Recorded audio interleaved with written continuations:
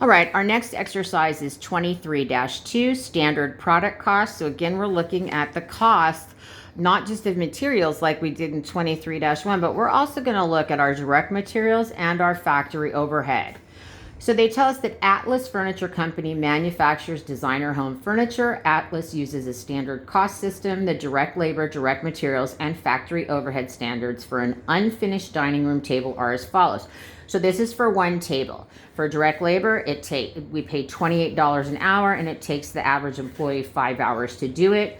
Direct materials, we pay $12 per board foot, and we use 18 feet. Variable factory overhead is $2 per direct labor hour, and fixed factory overhead is $3 per direct labor hour. So it asks us to determine the standard cost per dining room table.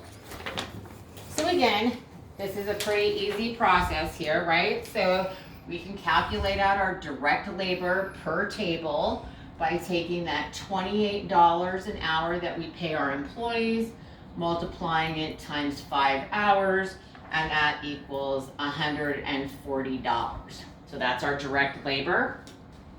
Our direct materials, same way, we pay $12 per board foot of wood, and we use 18 feet.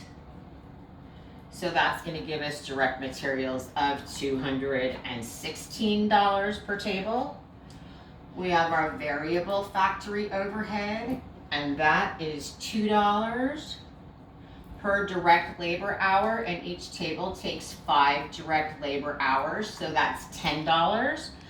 And our fixed factory overhead is $3.80 per labor hour times 5 hours equals $19 per table. Now for this problem, could you have just added these together and done one calculation at 580 times 5 hours? Yes, but sometimes you'll have variable factory overhead based on one cost driver and fixed factory overhead based on a different cost driver. So our total cost per table is $3.85. $385. I want that $3.85 table.